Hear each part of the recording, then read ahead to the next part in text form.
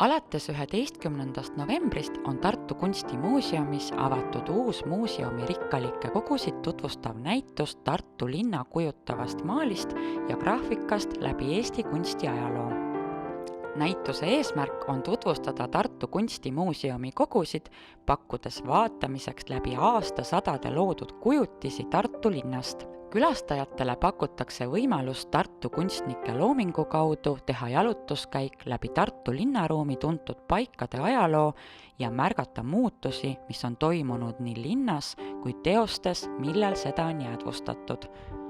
Näitus on üles ehitatud 4 paigale, mis tihti Tartuga seostuvad: Tartu äärelinnad, Emajõgi, Tartu Ülikooli peahoone ning Toomemägi.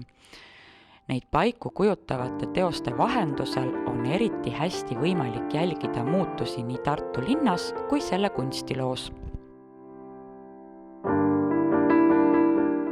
3. korrusel meil on alati näitused, mis põhinevad meie kogudel ja see näitus on siis ka suures osas meie kogude põhjal koostatud.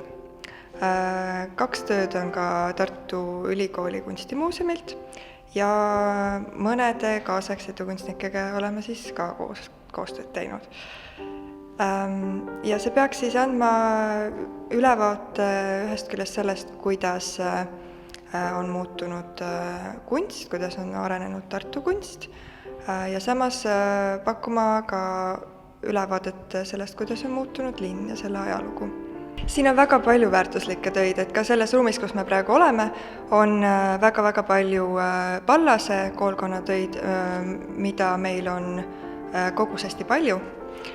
Ja samuti, kuna ma ise olen huvitunud 19. sajandist, siis ma olen üritanud välja panna ka 19. sajandi balti-saksa kunsti. Minu jaoks isiklikult võib-olla nendest töödest üks huvitavam on August Mattias Haageni töö, mille nimi on Virmalised, mida meil on kõige viimases ruumis.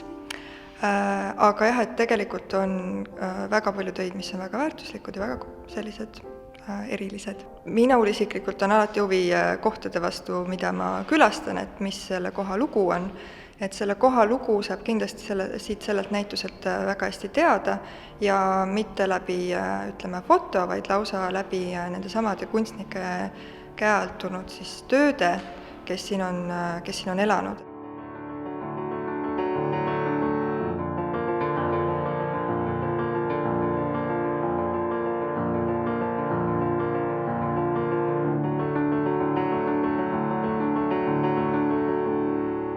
Näitus jääb avatuks 19.